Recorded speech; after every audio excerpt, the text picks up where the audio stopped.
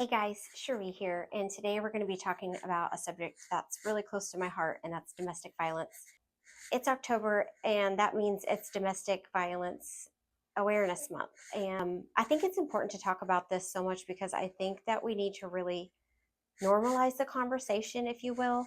I'll speak for myself that I grew up in a home with a lot of domestic violence. My dad was an alcoholic and he would be really, really mean whenever he would drink. So there was a lot of yelling and emotional abuse, psychological abuse, and of course, physical abuse between him and my mom.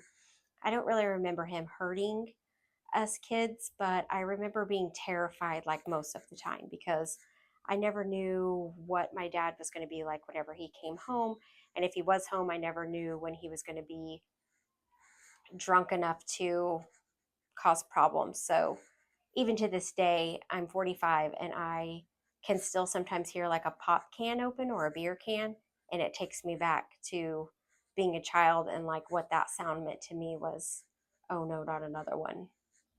My mom fortunately had the courage to leave that marriage when I was about 5 years old, and we moved to a completely different state.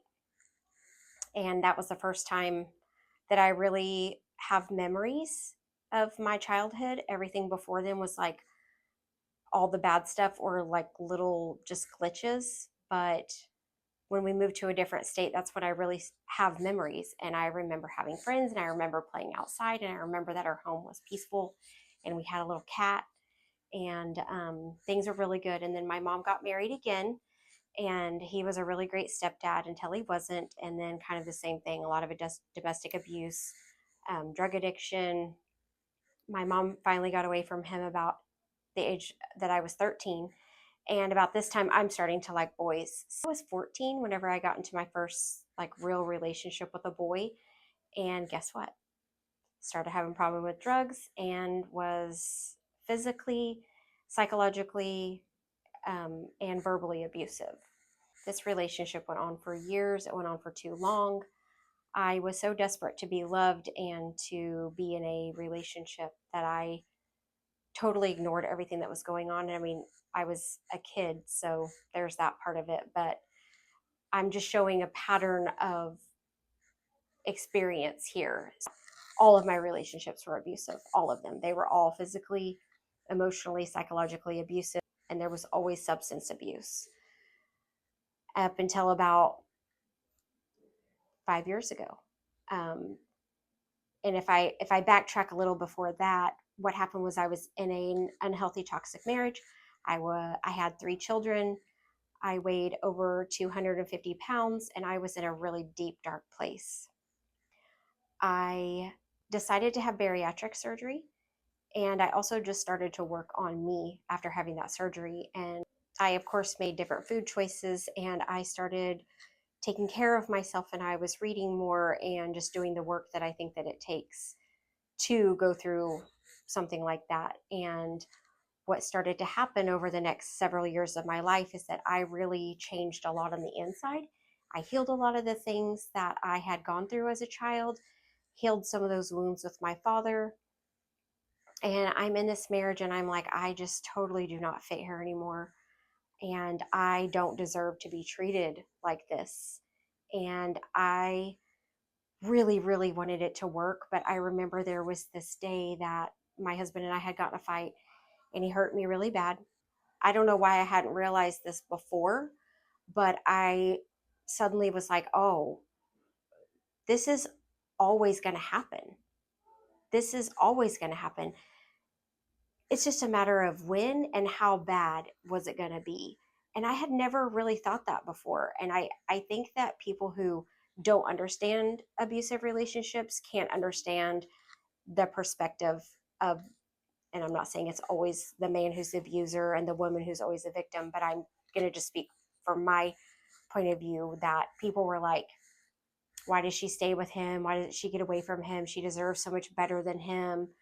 He's never going to change. He's this, he's that. But whenever you're in it, you don't understand the like psychological hold that they have on you, the manipulation that's involved. And so I can honestly say that all the times that something would happen and my husband would apologize and everything would be so beautiful and so great. And we're talking for months, it would be really good.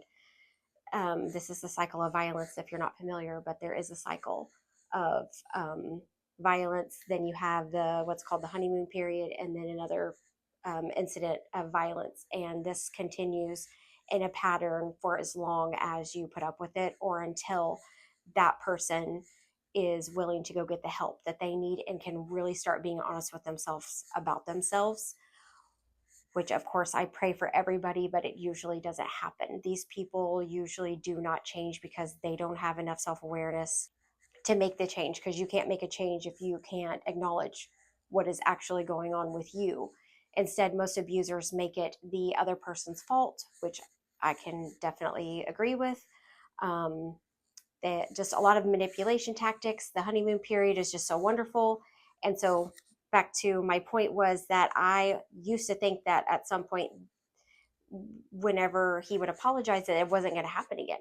And I really believed that. Like, I really be like, okay, everything's going to be okay. And like, I don't have to break up our family. I don't have to do hard things to get out of this marriage and leave my beautiful house. And what will they think? And all the things that come along with getting out of a relationship that is toxic. So back to, I had this aha moment that, oh my gosh, this is always going to happen. And it's just a matter of when, and it's a matter of how bad it's going to be. And I'm not going to stick around to find out, because I felt that my life was in danger. I didn't want my kids to be exposed to this type of behavior anymore, because, like me, growing up in a house where this is normal, you attract the same type of experience and the same type of relationships because it's what's normal to you. Usually, not all the time, but usually that is the case. And so, my aha moment, I was like, okay, I was terrified. I was terrified. And I really was going back and forth on like, okay, I can do this, I can't do this, I'm so scared, but whatever. And of course, my husband is really feeling all this and feeling that I'm a little bit cold and I'm not really wanting him to touch me. I don't want to talk to him. I'm really like in a whole different headspace. It was like that fight, the last little piece of me that was in that marriage that I didn't even realize, she walked out the door. She was just gone. And it's a terrifying place to be, but it also is like how you know that you're finally ready, because you finally realize that this is always going to happen and I don't have to live like this. But not to not live like that, you have to do the hard things and have to have the courage to get out. I fortunately had a job, I had a business, I did have money. My life was going to look different, but I could do it. And I'm very grateful for that, because a lot of abusers don't let their significant other have a job, much less friends, and time with their family can be very isolating. During this time of me really being conflicted but knowing what I was going to do, I was scrolling on Instagram one day and I came across this meme. The meme was like a storefront window, and it had like neon lights in the window, and they were real big. And the neon lights said, "Your comfort zone will kill you." And I don't know what it was about that at that moment, but it literally stuck a dagger in my heart. I was like, that is so true. And not necessarily physically kill you, although that is definitely a possibility for most domestic violent relationships, to kill you on the inside.